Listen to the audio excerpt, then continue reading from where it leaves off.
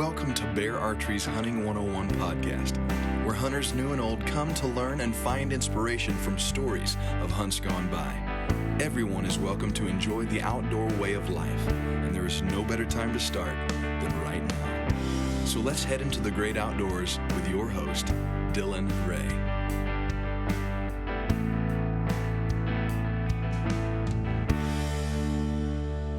All right, guys, and welcome to Bear Archery's Hunting 101. Joining me is a few friends of mine. I've got Jared Larsen from Onyx, Aaron Ambur from Nexus Outdoors, and Tom Linkowski from Link's Taxidermy.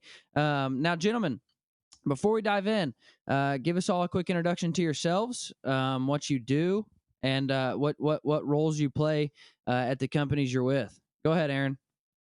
Yeah, good afternoon, guys. This is Aaron Ambur from Nexus Outdoors, and you'll probably know some of the brands that we represent. We have Scent Lock and Scent Blocker, as well as Tree Spider and a couple other brands. So I'm the president of the organization, and look forward to a Friday afternoon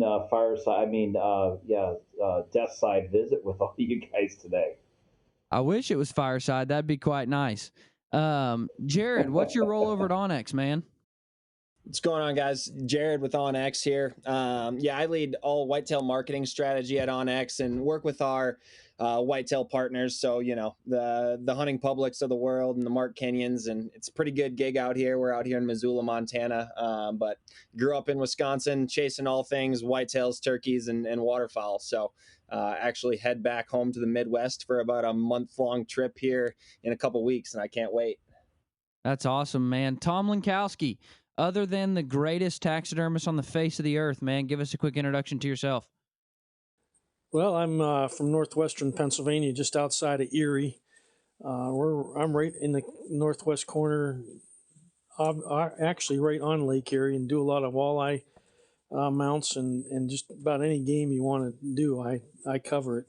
Been doing it for almost 30 years, and I have customers from all over the world come up here for our world-class fishery and leave their mounts here with me to do, and then I go on these hunts and I bring a lot of mounts home from them and promote my business a little bit and expanding my areas some more and picking up new customers all the time. And Tom Linkowski is. Hey, Dylan. Yes, sir. No, I was just going to tell you, Dylan, maybe, Tom, we should have a walleye show here because Lake Erie and walleye fishing sounds kind of fun to beat up right now, too. Well, I can be there in about 16 hours. No. Well, Dylan, why didn't you have us record this podcast from Lake Erie? Hey, we got a boat and we can get you all out. Hey, man, let's roll. I'm on my way. This sounds like a plan, except my buddy who owns the boat fractured his ankle today. He was helping a buddy on a roof and fell off the roof and fractured his ankle. So it's going to have to be put off till next summer, which would probably be better anyway. Well, tell him he's got about 16 hours to get better. I'm just kidding. It's pretty good now. The tough part this time of the year is getting out on the lake. It gets a little rough. Yeah. Tom Linkowski is the perfect example of one of the reasons I love hunting. We showed up about 3 weeks ago in the North Main woods to do some bear hunting, and there were 24 other guys in camp, and Tom was one of them. And, we immediately just became friends, hitting it off, and now we text back and forth and call back and forth and just check in on each other. And that's just one of the reasons I absolutely love hunting. Even if you don't harvest, some of the friendships you make inside what we do are friendships that last forever.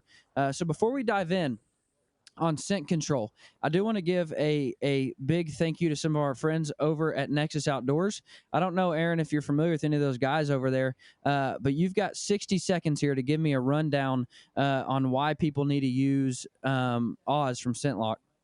Well, I think it's just simple. I mean, and I'll put it, and I'm a farm kid from South Dakota, so I like plain speak. I mean, at the end of the day, when we're out pursuing big game, at the end of the day, you got three senses, right? You got sight, and you got sound, and you have smell. And as it relates to Nexus Outdoors, and specifically our brand Scent Block and Scent Lock, I mean, we're in the business of creating and forging the best technology, if you will, to at least minimize one of those largest variables that we all come across when we're trying to pursue big game, and that's smell. And so we obviously have 25 plus years experience in scent lock and 45 years experience in scent blocker, really a dedicated team of technologists and testing to make sure we bring the best technology to the market, whether it's in our garments or it's through our ozone product that obviously can get you prepared for pursuing your game and at the end of the day minimize your odor signature, which is still one of the most obviously biggest hurdles that we come across when we're pursuing big game. Yeah, and that's why we're here today, is to talk about how we overcome those hurdles. So Tom, start us off with your kind of scent control practices, kind of what you do. Not necessarily if you're traveling for a hunt, where if you're at home, you're headed out to a tree stand and you can really control what goes on with your clothes before and after the hunt. What do you do to practice the best scent control you can? Well, first of all, I take the scent-free shower, and then I've got the bag that I put my hunting clothes in with the ozone, and use that, and then just play the wind, and then I have an ozone machine I put up in the tree and put it over my head and try to do as best I can, and it seems to be working pretty good. I mean, I haven't had too many deer spook on me. I was just going to pick up on a couple things that Tom had said, and Jared, you emphasized, and that is, in this game that we talk scent control, it's about minimizing your odor signature. So I thought that was impressive, Tom. You talked about care of skin. It all starts there. And then, we always say in our company, hunt the wind first. And then after that, it's about controlling the variables that you can control. And that's your clothing, as Tom said. And then, Jared, as you added on to it, it's about playing the thermals as well. And all that is important to minimize your odor signature. So I was wondering how quickly we would get there. When you said hunt the wind, Jared, explain to us a little bit what the term hunt the wind means and the importance behind that. Yeah, for sure. I mean, obviously, you got to know the weather conditions on where you're heading out, no matter what you're hunting. Obviously, with whitetails, in my opinion, the wind gets a little bit tricky in the fact that, you know, a lot of guys hunting from home have particular sets that they're going to go to. They're not necessarily going to hang and hunt. So, therefore, you're kind of boxed into a particular wind that you're able to hunt. So, I guess that would be my definition of hunt the wind. But when you get out here in the mountains of Montana, it kind of takes on a different meaning.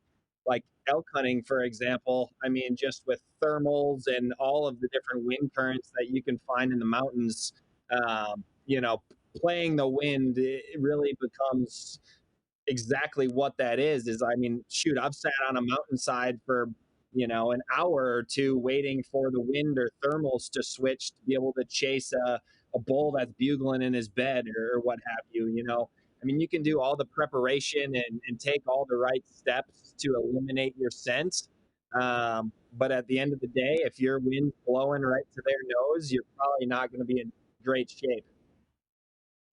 Yeah, and like I said, I was interested to know how quickly we would get to hunt the wind, because it's you always have to remember that no matter how well you practice scent control, you're always going to have scent, and we always have to hunt the wind. You can have the best scent control practice in the world, um, but if you don't hunt the wind, there will be deer bust you. So hunting the wind is the number one most important thing when it comes to scent control. Now, Aaron, I'll let you dive into this because you probably know the science more behind it than I do. But what is ozone and how does it work and how do we as hunters utilize it? It's something that's relatively new to the hunting industry, and it's taken the hunting industry by storm for great reason. But what is it and why does it work the way it does? yeah, thanks, Dylan. I mean, essentially how ozone works, it's a very formidable technology in this world. And literally what ozone does is ozone is an O3 molecule. And what happens with O3 is O3 will basically take an odor string, which is a group of molecules that creates an odor, and when an odor string is created, it vaporizes and creates stuff that we smell from our nose. So how ozone works is that O3 will actually break that group of molecules that combine together to create an odor and basically separate and destroy it, which if those molecules are not joined, they can't form a scent. So essentially that's how ozone works, is it breaks apart that odor string and creates really a benign odor signature, and that's why it works so well. Now, ozone, here's the beautiful part about ozone is it can work inside of your pickup truck. It can work inside of your hunting tote with your clothes. You can put it in your entire closet. You can put it in your boots. You can put it anywhere and run a cycle of ozone on that product, and it works on everything, even on hard surfaces. So if my bow is in my truck and I run a cycle of ozone in my truck, it destroys all the odor. And that's what's so good about ozone, is that you can work it anywhere. I'm not going to go through with a bottle of scent spray and spray my entire truck.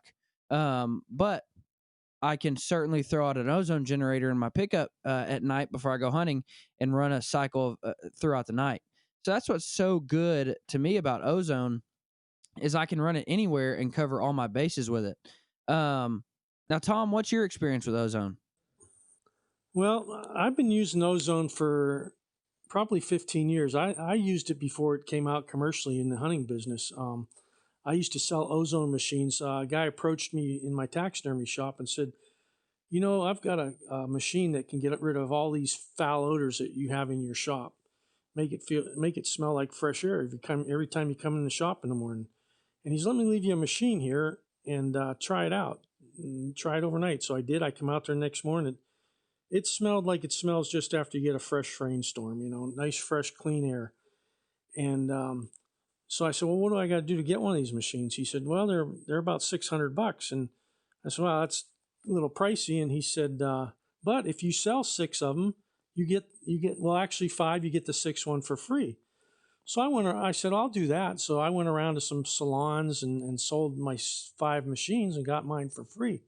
Started using it in my shop, and hunting season rolled around, and I thought, you know what? If this is destroying odors in my shop, I'm going to make myself a little closet and put my hunting clothes in there and run that machine in there.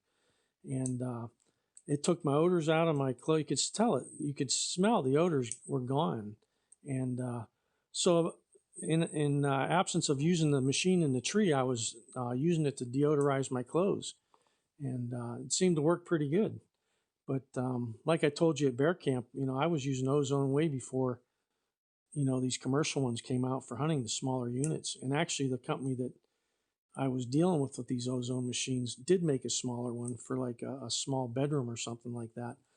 And but I guess I missed the boat on commercially producing them and selling them to the hunting industry. But I know they work. Could have been rich, Tom. Yeah. Yep. Well, maybe something else will come up.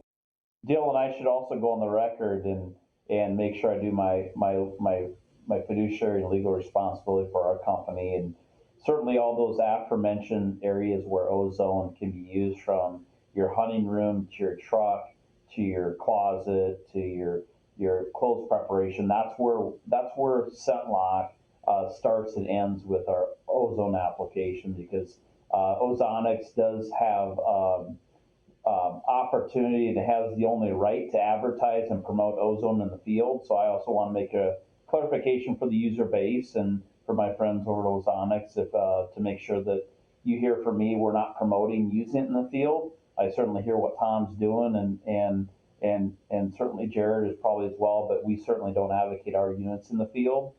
We advocate them up to the hunt and using obviously our carbon technology while hunting. So just want to make that clarification in case we have a lot of friends listening today. Absolutely. Now, Jared, walk us through your scent control practices from start to finish. So washing your clothes, what do you do with them then, before you get to the hunt, when you get to the hunt, after your hunt? Walk us through your practices to ensure that you're as scent free as can be. Yeah, for sure. And before I start, Aaron, I'm actually super interested into hearing some about scent locks differences compared to ozonics and stuff. But I'll let you get there later. But so what I'm doing is obviously washing clothes in scent killer soap. Same with Tom. You know, I got the scent killer soap bars that I'm gonna lather up with before heading into the field, and then I actually have an ozonics that I've had for oh shoot, I don't know, a while now. Initially, it was a large investment, but it's been worth its weight in gold. It's incredible the amount of deer I've had come downwind, and they kind of, you know, throw their nose up because they smell something that's off, but they don't ever really seem to react to it, and that's been amazing. But rubber boots, always wear rubber boots. During the rut, I usually have like a little scent drag with me. A lot of times I like to, after I wash my clothes, I try to like hang them outside for a full 24 hours. I definitely like throw hunting clothes in a bin, throw my ozonics in that bin and turn it on and let that get blasted with ozone. Um, you know, pretty much all the precautions that you guys have already talked about, I'm taking as well. But it's been really interesting, you know, growing up in Wisconsin and being so whitetail centric. You come out here and all these Westies that I work with, you know, they don't really wash their clothes. They don't do any scent control practice. They're just play the wind. And so it's funny hunting with hunting buddies when you can clearly smell they haven't you know, washed any of their clothes in a scent killer anytime in the recent past. But you know, if you get a consistent enough wind, you can sometimes pull that off. Yeah, I know exactly what you're saying, man. I remember my first kind of out west hunt. You know, you're sleeping in a tent with the dudes. They can't tell you they don't Oh lie. yeah. They can't tell you they don't stink. You can stink and smell them. But that's it. It just it goes to show the difference in regions. You know, I grew up as a kid with my dad preaching to me about scent control, and you know, being a kid, he'll throw you in the shower and say, "Wash your hair real good, and make sure and get everything, boy." And then he'll spray you down to where you're dripping wet with scent spray before you go into the woods. And like you said, we are consumed with scent control as a Midwest deer hunter. But then you go out west and these guys are chasing elk in the mountains. And of course, you when you're chasing elk in the mountains, you can't stop and go bathe in a creek with scent soap and then spray down and then ozone your clothes. I mean, you can't. Um, so there are different practices taken.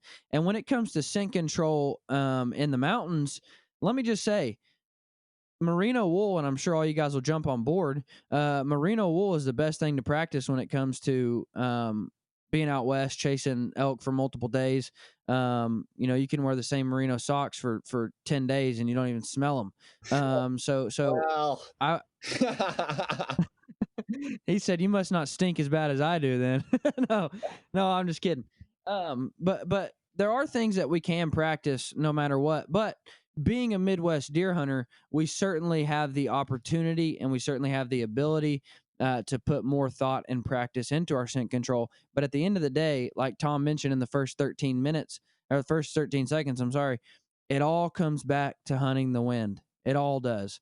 Um, Yeah, Dylan, I just say though is that out west, what's changed is that certainly there's some fabrics like merino that are inherently resistant to carrying odor, and but I would tell you this ozone thing has made a difference. I went sheep hunting for 14 days 2 years ago. I went elk hunting last year, and what I have seen change is definitely hunt the wind first in the elk woods and out west. But I will tell you with wipe downs, I mean, we wipe down every night. You get into your chones and you'd be wiping down with wipes to get the scent. And then what we were doing a lot is run ozone on our clothing. And I would tell you out west, it's not about elimination like we would see the whitetail would, but I'm telling you, by minimizing and doing some of those hygiene issues in the west, with treating your ozone at night or your clothes at night with a portable ozone unit to wiping yourself down. I mean, there's a situations where you get one or two more steps on an elk coming in, even with squirrely winds, that might be the difference maker. So out west, it's absolutely the toughest situation from perspiration to all those bad things that happen from long times in the wood. But there are some things you can do which I would advocate that at least improves your opportunity, if you will, in that tight corridor. Absolutely. Yeah, I'll throw a big agree there on the scent killer wipes. I've been slacking this year, but in the past I definitely would carry a pack in my pack, and those definitely make a difference. Yeah, and I never I still got kids in diapers, but when I had two kids in diapers, I would go through diaper wipes like there was no tomorrow. And then I realized, man, these diaper wipes are scent free. They say it here on the pack. So I remember going to the mountains and pulling out, they had the hunting branded scent wipes, and I pull out like a case of baby wipes, and they're like, "What in the world are you doing, bro?" And I'm like, "It's scent free, just like yours." And so I was taking baby wipe showers every night, with wipes. But it worked. I mean, yeah, you're right. Like I said, there are things we can do in the mountain to help with scent control. But when it comes to deer hunting, it's so much more prevalent, and we just have that more time to put in. Now, Aaron, you guys came out with one of the greatest products I think to ever be released in the hunting industry, and that's the Infuse. Tell me about the Infuse. Well, thank you, Dylan. I mean, that's pretty humbling.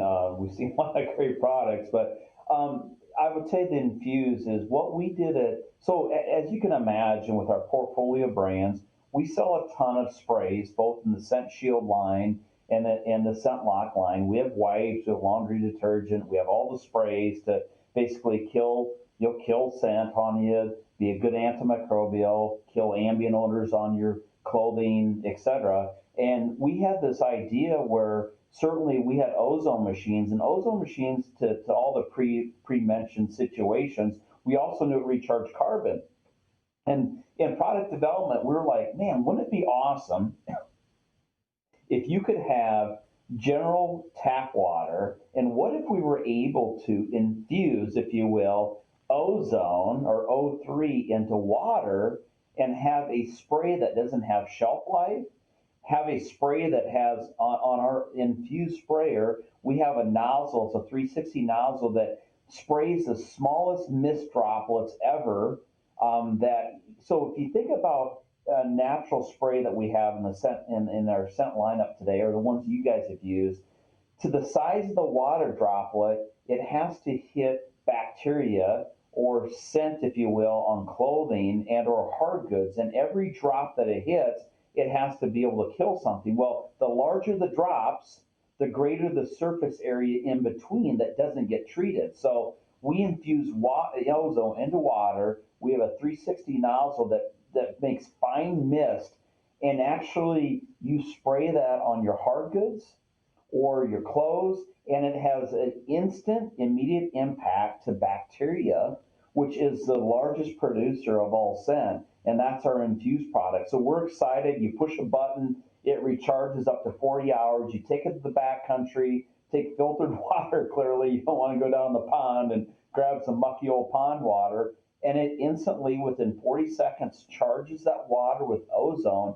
and you spray it wherever you need to, skin, boots, hard goods, clothing, and or if you're in the whitetail woods, it's a gift that keeps on giving. And we've been super excited. We've had so much customer response this year. I actually use it, believe it or not, as much in the house as I use it in the hunt field. I use it on my countertop because it's chemical free. I use it on fish when I went, Tom, when I'm over there fishing Lake Erie, I'm about 3.5 hours away. I'm using it on my fish fillets when I get done to kill all the bacteria. I'm using it on the meat when I bring it back to camp. I'm using it on my hands for fish smell. I mean, I'm using it everywhere. I'm using it on my truck when my dog jumps in. I mean, it's infused ozone into water, and it is unbelievable the success we're having with it. And again, you never have to worry about shelf life of product, and it's chemical free. So we're super excited, Dylan, about it, and we run it through all the testing, have such phenomenal testing results, and it's been really a great thing to talk about. Yeah, and I just wish that they would come back in stock so I can stink and order one. That's what makes me the most mad. Good problem. Good problem for you guys. Bad problem for me. Well, I appreciate Now the only thing I got from all of that, Jared, was that he's only 3 hours from Tom. So me and you are the only ones that got to drive to go fish with Tom. Yeah, I got a trek. Boys. You've got the longest trip, but we're gonna make this happen. that. I'm going to put my 621 away here pretty soon. Maybe I should leave it out and bring it over there, and we all jump in, right? Let's go. We do have an airport if you don't want to drive. Very good. Well, I will be there. I can promise you that. I don't know when, but I will be there. Now, before we move on, I do want to mention, since I got Jared on the phone, I do want to mention that this year, Bear Archery and Onyx have partnered in a huge way. And when you buy select bows from Bear Archery, you get a free membership to Onyx.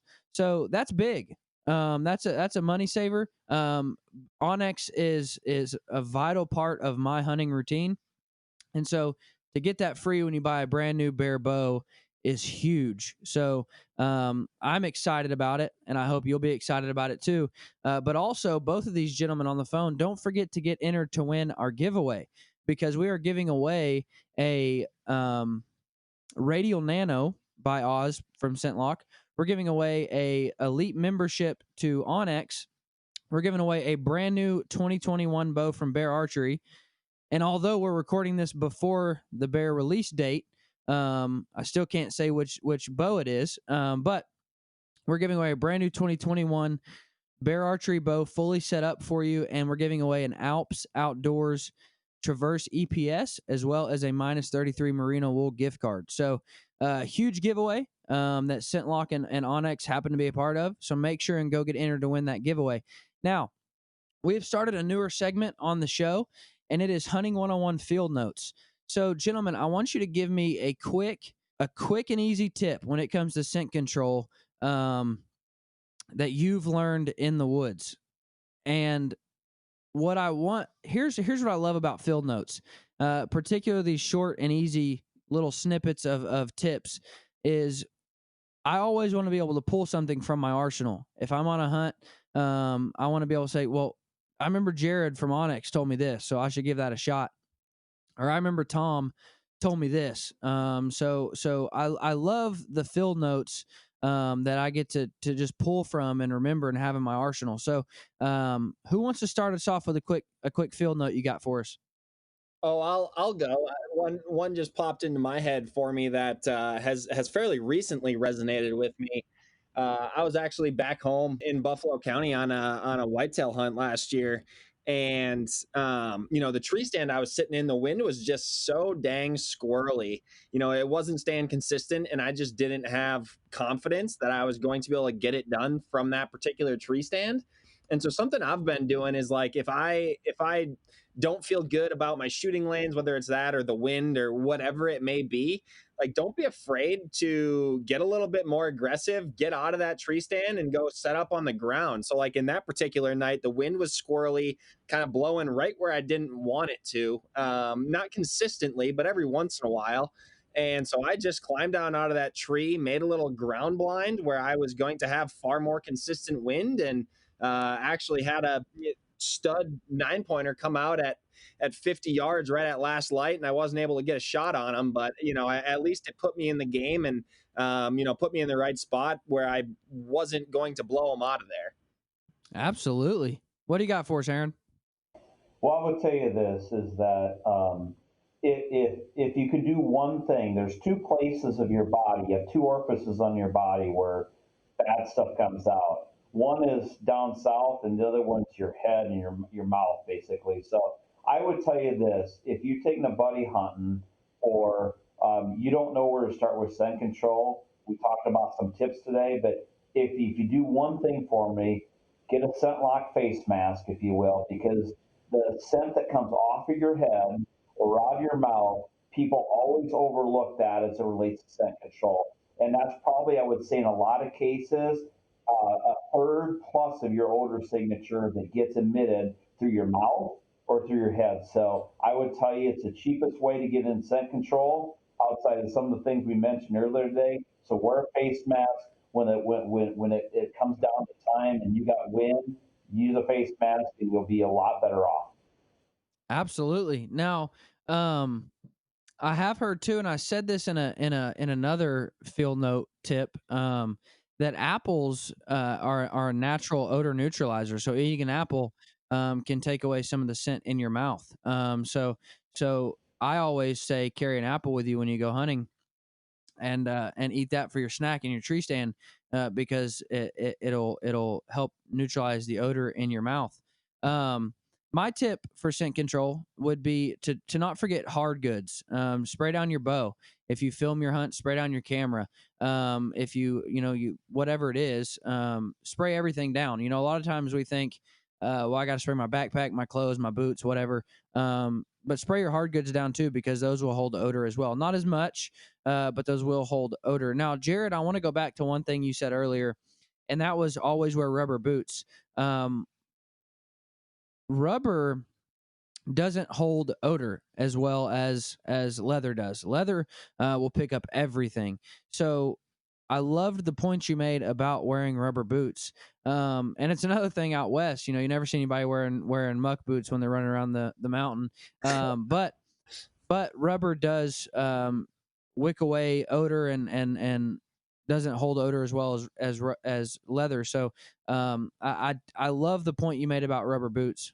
Amen. Yeah, and I mean, I think pretty much, at least for everybody that I see, rubber boots are definitely the mainstream thing in the whitetail woods these days. Yeah.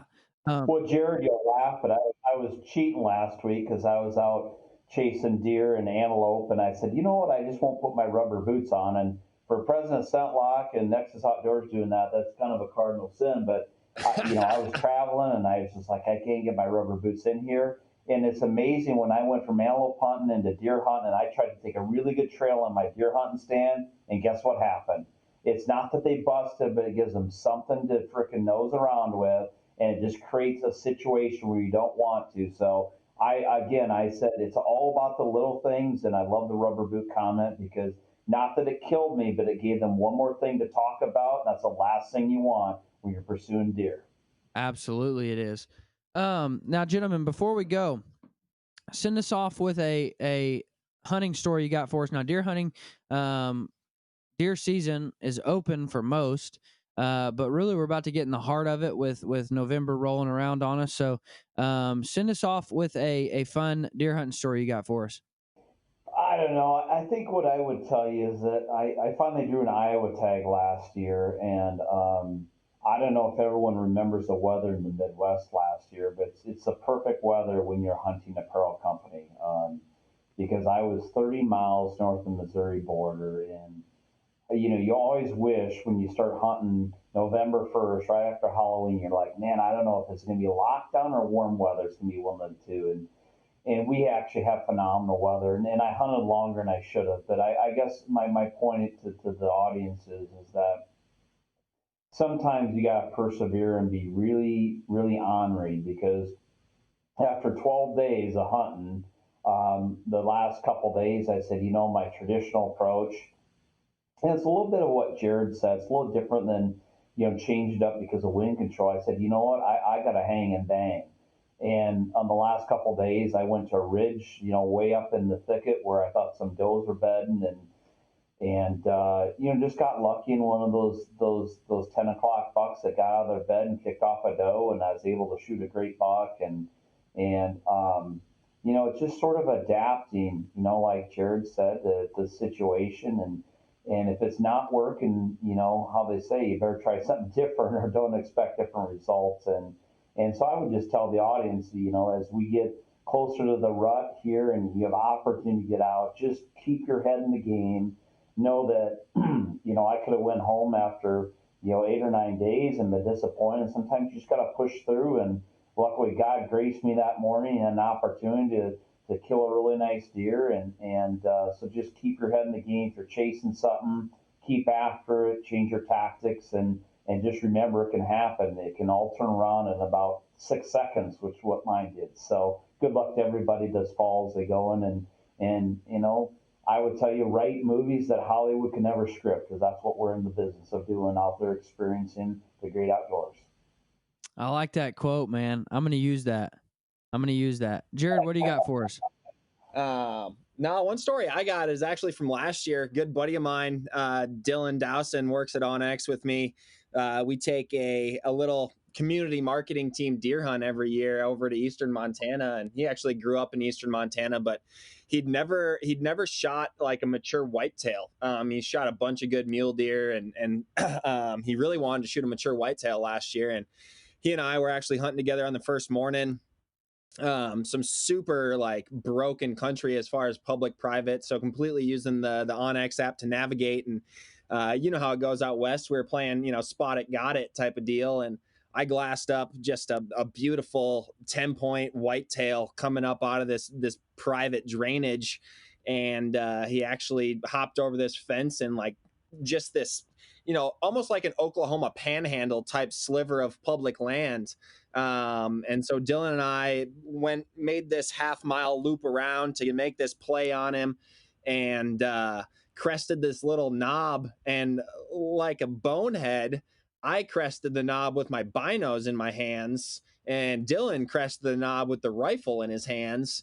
And so we pressed this knob, and it's like, holy smokes, he's right there, like 140 yards or something like that. And he's literally, first thing I do is I confirm it's the deer that I spotted earlier with my binos. Next thing I do is I pull up the OnX app because I'm like, okay, yep, he's on public. And Dylan's sitting there looking through the scope of his rifle, and I'm like, dang, he's right on the edge of public. And Dylan's like, well, I'm ready. And I was like, yeah, dude, just kill him. Like one in the hand is better than two in the bush. And so Dylan whacked him, and it ended up being like 152-inch 10-point off, public land, which Dylan was just stoked on. And I'm sure all you guys feel the same, that it's pretty much just enjoyable to share a successful hunt with a good buddy as it is to notch the tag yourself. And frankly, he repaid the favor, and I shot a respectable mule deer the next day. So it all worked out. And that was a gorgeous deer, man. So even if you didn't get to harvest it, to be a part of it is special, because that was a beautiful whitetail, especially to be taken off public ground. Just an absolute giant and a gorgeous deer. So congratulations to you both, man. Well, gentlemen, thank you so much for coming on. Guys, I would encourage you to go get entered to win our giveaway, because both of these guys work for companies that give absolute incredible products, and we're going to give some to you. So make sure and get entered to win the giveaway. Make sure and go check out OnX. Make sure and go check out all of Nexus's brands. Make sure and check out Link's Taxidermy in PA. And gentlemen, we will be going to fish Lake Erie together sometime. So get ready for that. Put it on your calendars. But gentlemen, thank you so much for coming on. I appreciate it. Good luck to everybody this fall, and I hope you have a great week.